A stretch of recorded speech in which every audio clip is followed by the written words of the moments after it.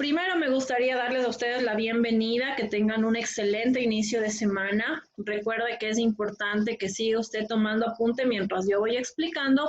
Si tiene alguna pregunta a lo largo de la clase, activa su micrófono y no hay ningún problema, puede participar. La destreza que el día de hoy vamos a trabajar es la siguiente. Vamos a analizar los orígenes y las primeras culturas de la humanidad, civilizaciones de Antiguo Oriente y América. Esta destreza ya la trabajamos de igual manera la clase anterior, pero la clase anterior habíamos hablado acerca de la Mesopotamia. En esta oportunidad vamos a hablar acerca de la civilización de Egipto. Vamos a ver la ubicación, vamos a ver cuál es el legado de la civilización egipcia, vamos a hablar también un poco acerca de la organización social. Para la siguiente clase hablaremos acerca de la religión, de la cultura y de los aportes. La hemos dividido en dos partes porque es un tema bastante extenso que no la podremos trabajar todo el día de hoy. Entonces, vamos así a dar inicio. Perfecto. Primero, nosotros podríamos decir que la civilización egipcia se forma a partir de pequeñas poblaciones que se asentaron cerca del río Nilo, es decir, al noreste de África. ¿Para qué se asientan en este territorio? Para aprovechar el agua y la fertilidad del suelo. Nosotros podemos observar que prácticamente esto es un territorio rodeado por desiertos, ¿verdad?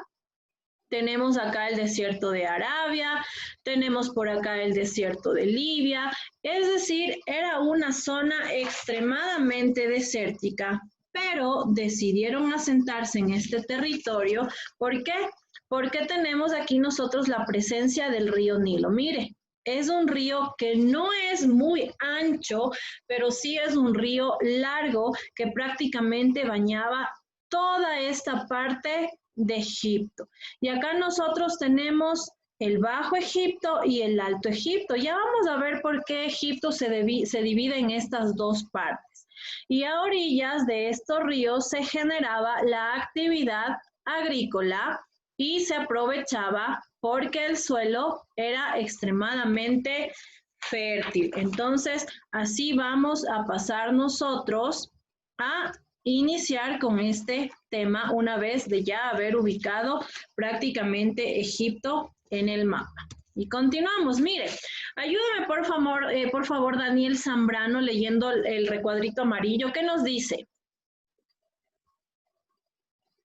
El Nilo hacía posible la gran base de la economía. Perfecto, mire, algo importante, algo clave.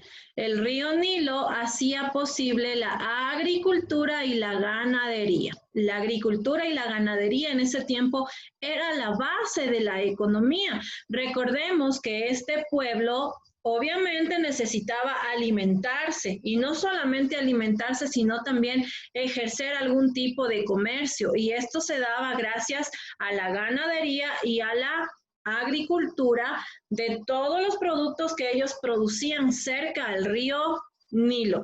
Cabe recalcar que esos productos generalmente eran cereales. ¿Por qué? Porque los cereales son alimentos no perecibles que una persona los puede almacenar, puede moler, puede hacer harina y de esta harina puede sacar un sinnúmero de derivados de alimentos. Entonces, mire, ellos acostumbraban a sembrar muchísimo lo que es los cereales, la cebada, el trigo y también tenían ellos plantaciones de la vid, es decir, árboles de uva, de donde ellos realizaban vinos y realizaban también algún tipo de bebidas. Listo. Mauricio, ayúdeme leyendo, por favor, el recuadro verde. ¿Qué nos dice Mauricio? El Nilo era un eje de el Nilo era un eje de comunicaciones e intercambio de productos como madera, metales, perfumes. Perfecto. Mire, el Nilo no solamente hacía posible la agricultura y la ganadería, sino que el Nilo era también un eje de comunicaciones. ¿Para qué servía? Para poder intercambiar productos como la madera, metales y los perfumes, que era el fuerte que esta civilización podía prácticamente enviar y también comprar algún otro tipo de producto. cosméticos. Listo. Ayúdame, Jennifer. El otro recuadro. Suministraba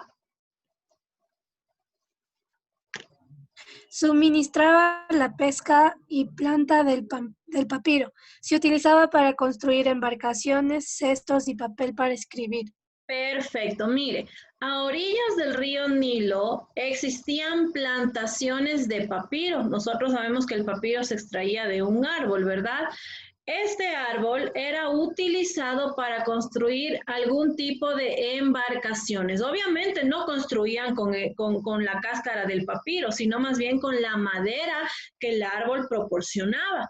Servía para construir también los cestos donde ellos colocaban algún elemento que necesiten trasladar de un lugar a otro o almacenarlo.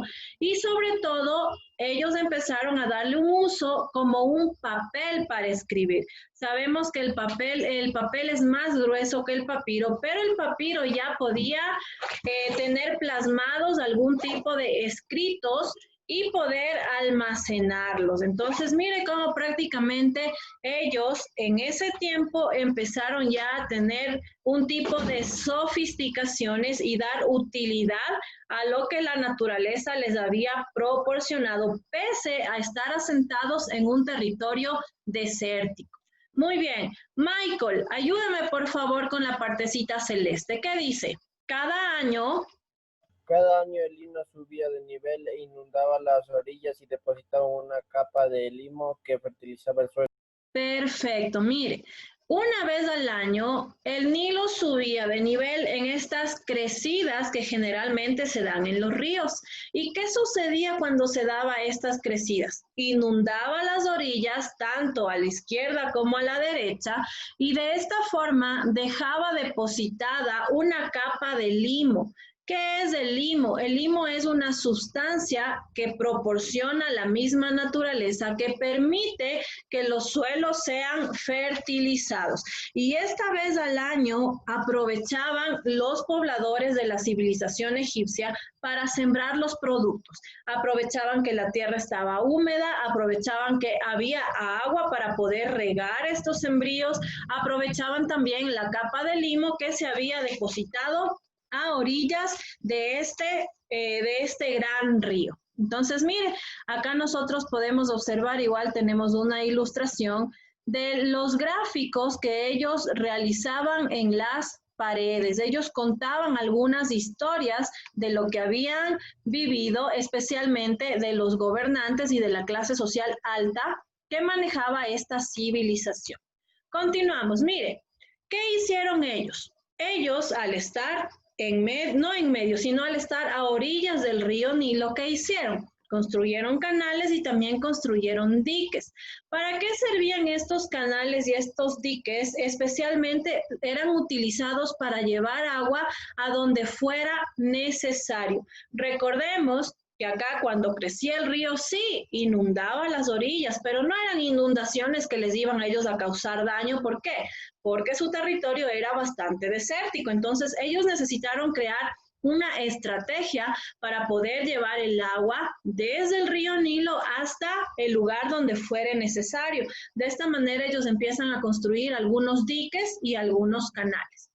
¿Qué sucedió? También ellos labraban la tierra después de las crecidas, como ya les había dicho, con el objetivo de obtener mejores sembríos y mejores cosechas. Con el crecimiento de la agricultura surgen las primeras ciudades-estado. Recordemos que una ciudad-estado prácticamente era un territorio que tenía ya una forma de gobierno mucho más establecida, que tenía una organización ya mejor, más sofisticada y que tenía una forma de vida más organizada, podríamos decirlo así. Entonces, ¿qué sucede? Estas ciudades-estado poco a poco, entre algunas, deciden hacer alianzas, empiezan a unificarse y de esta forma pasa a relucir lo que fue el Alto Egipto con su capital Tebas y el Bajo Egipto con su capital Menfis. Aquí les voy a retroceder un poquito. Mire, acá tenemos nosotros El Bajo Egipto prácticamente, acá tenemos nosotros, era este territorio y su capital era Memphis. Miren, aquí tenemos Memphis y prácticamente Egipto queda dividido en dos partes. Y por otro lado tenemos el Alto Egipto con su capital Tebas. Y de esta forma empieza a haber un tipo de rivalidad por demostrar cuál es mejor, si el Bajo Egipto o el Alto Egipto. Y de esta forma nosotros podemos ver cómo existen algunas divisiones del imperio. Y la civilización egipcia se divide en el imperio antiguo, en el imperio nuevo, en el imperio medio, perdón, en el imperio nuevo y finalmente después del proceso de invasiones se le denomina la época tardía o la decadencia, cuando ya Egipto estuvo a punto de desaparecer. ¿Qué pasa en el imperio antiguo? Aquí nos dice que fue un periodo de estabilidad y prosperidad y aquí se da la construcción de grandes pirámides, lugares que eran considerados como prácticamente los palacios de los faraones. ¿Qué pasó en este imperio antiguo? En este imperio antiguo se unificaron los reinos del Alto Egipto y también los reinos del Bajo Egipto. Y aparece la figura del faraón. ¿Qué papel desempeñaba el faraón?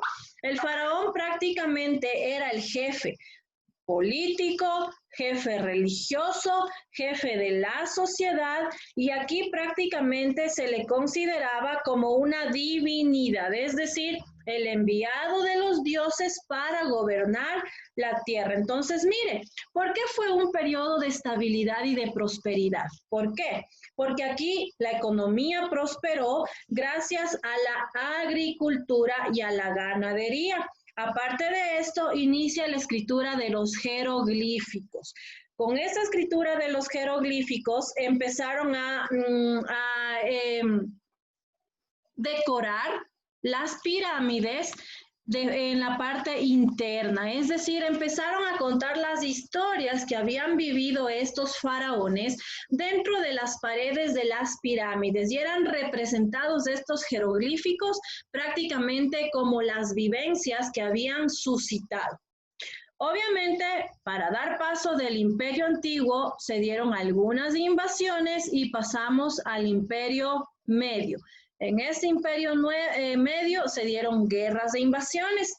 Este fue prácticamente un periodo de muchísima inestabilidad, un periodo también de luchas internas donde la gente se vivía confrontando entre sí y prácticamente empezaron a darse grandes conflictos. Y nosotros sabemos que cuando hay un conflicto interno, la economía obviamente empieza a decaer. Ya no es del mismo auge que cuando se vive en paz.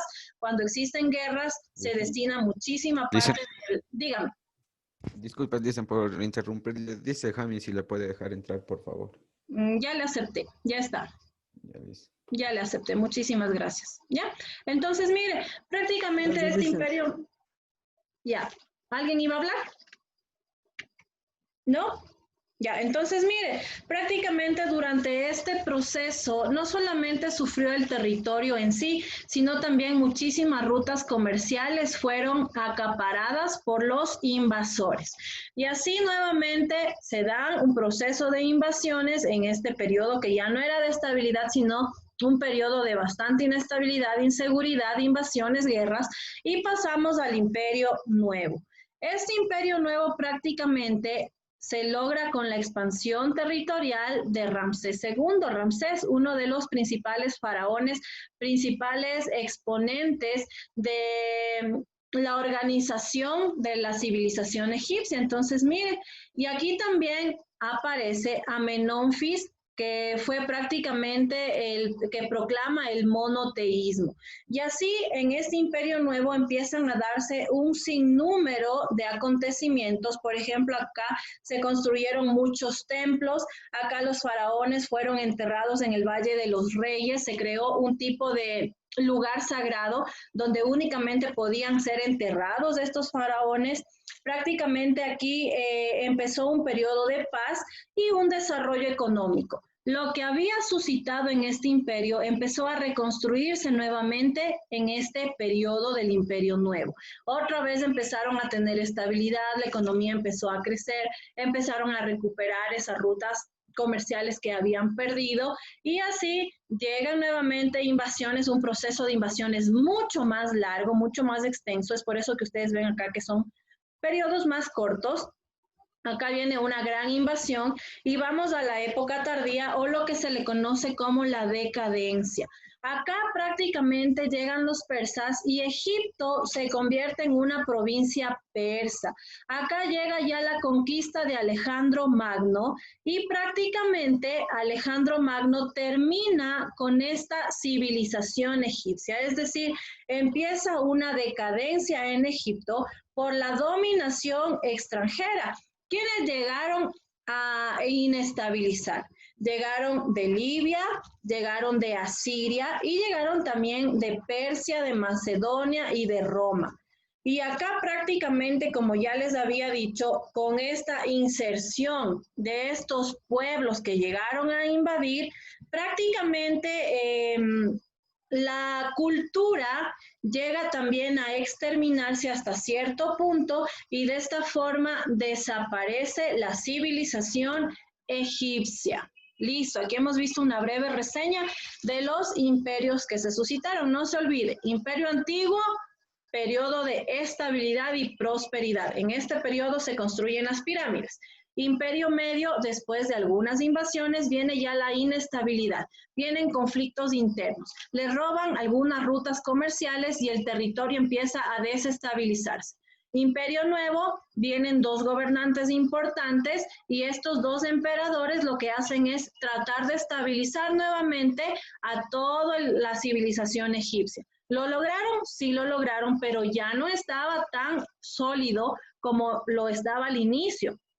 Viene otro proceso de invasiones y llega la época tardía o lo que se le conoce como la decadencia del imperio. Y de esta forma prácticamente llegan muchísimos territorios, como ya les dije, Libia, Siria, Persia, Macedonia, llegan y prácticamente desmantelan esta civilización. Alejandro Magno logra conquistar a Egipto y Egipto se convierte en una provincia persa. Posterior a esto, Egipto, cuando llegan los romanos, se convertirá en una provincia romana. Entonces, mire, ahora vamos a hablar acerca de la sociedad egipcia. Mire, la sociedad egipcia. Nosotros sabemos que dentro de una sociedad no puede mantenerse si no hay un líder, ¿verdad? Y es aquí cuando se forman las clases sociales, lo que nosotros conocemos como la pirámide social. El faraón. El faraón prácticamente, como yo les había dicho, era considerado un dios viviente. Este faraón debía ser prácticamente respetado. Nadie podía contradecir lo que el faraón decía. Él representaba, en cuanto a la política, representaba también a los militares. Todas las tierras que existían en Egipto eran suyas.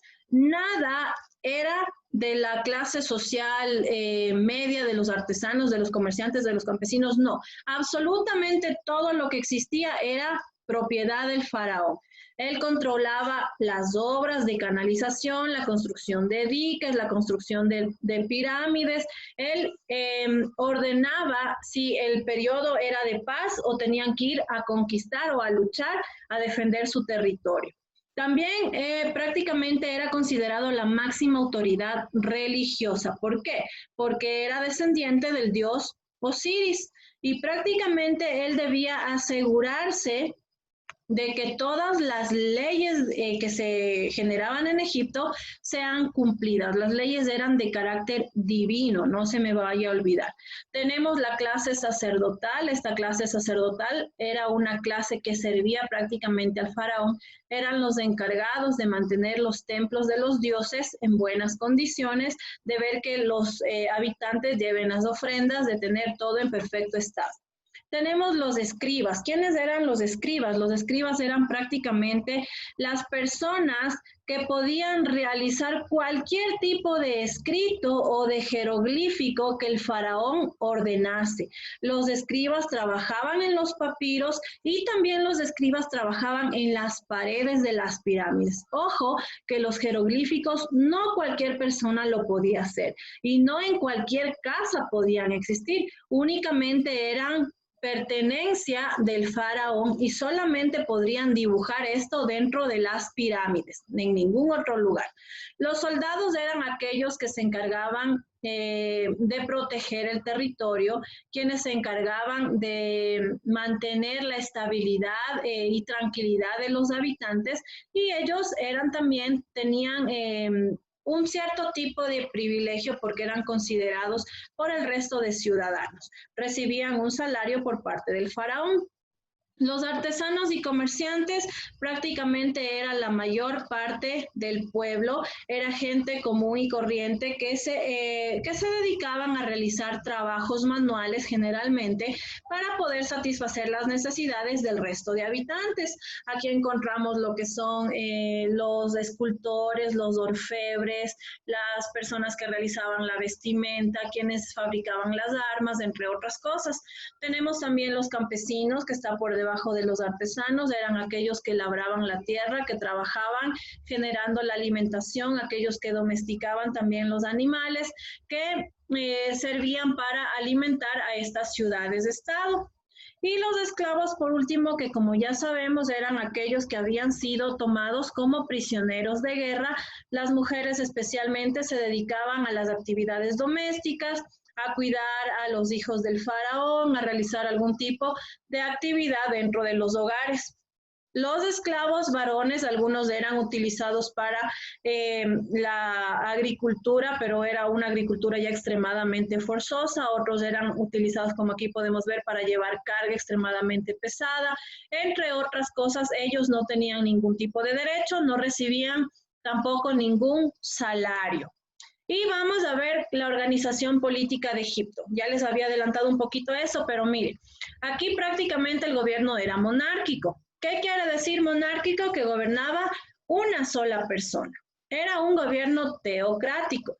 ¿Qué quiere decir teocrático? Teo, Dios, ¿no es cierto? Un gobierno que consideraba que el faraón era un dios en la tierra y prácticamente, como habíamos dicho, era considerado como el hijo de un dios. ¿De qué dios? Del dios Osiris. Representaba todo lo divino en la tierra. Es decir, el faraón tenía toda la razón. Lo que el faraón diga, eso tenía que hacerse. Nadie podía contradecir a un dios prácticamente. Entonces, mire cómo el cargo que tenía este faraón era extremadamente poderoso. La palabra del faraón no se contradecía y el faraón, miren un dato bien importante, solo podía casarse con una mujer de su familia. ¿Por qué? Porque consideraban que aquellos que no eran descendencia directa de este dios no tenían prácticamente la pureza ni tampoco estaban a la altura para que el faraón pueda procrear a su descendencia. Recordemos que la figura del faraón era de carácter hereditario. Los faraones pasaban el poder a sus hijos y se creía que la descendencia debía ser una descendencia pura. Entonces, mire, aquí los faraones eran casados con sus hermanas, podían ser casados con sus primas, podían ser casados con los familiares más cercanos que ellos pudieran tener para mantener esta pureza dentro de la descendencia y heredar a una persona también que sea considerado como el enviado del dios Osiris acá a la tierra. El faraón prácticamente era la ley. Nadie podía negarse a hacer algo que el faraón pidiese, ¿ya? En las ciudades empezaron a aparecer las figuras de los tribunales de justicia, empezaron también acá a aplicarse las leyes. Estas leyes estaban a cargo de los escribas, como ya les había dicho, los escribas se encargaban de escribir, de redactar lo que el faraón quería que su pueblo hiciese. Entonces aquí aparecen las leyes de esta forma. Aquí también cada uno de los reinos tenía provincias y estas provincias estaban gobernadas por los príncipes. Los príncipes eran especialmente seleccionados por el faraón. Era gente de su familia que también era considerada de una de una descendencia pura y estos príncipes tenían que prácticamente rendirle cuentas al faraón. Listo. De esta forma nosotros vamos a quedarnos hasta aquí para posterior a esto nosotros poder trabajar terminando ya lo que es la civilización de la Mesopotamia. Perfecto. ¿Preguntas hasta aquí?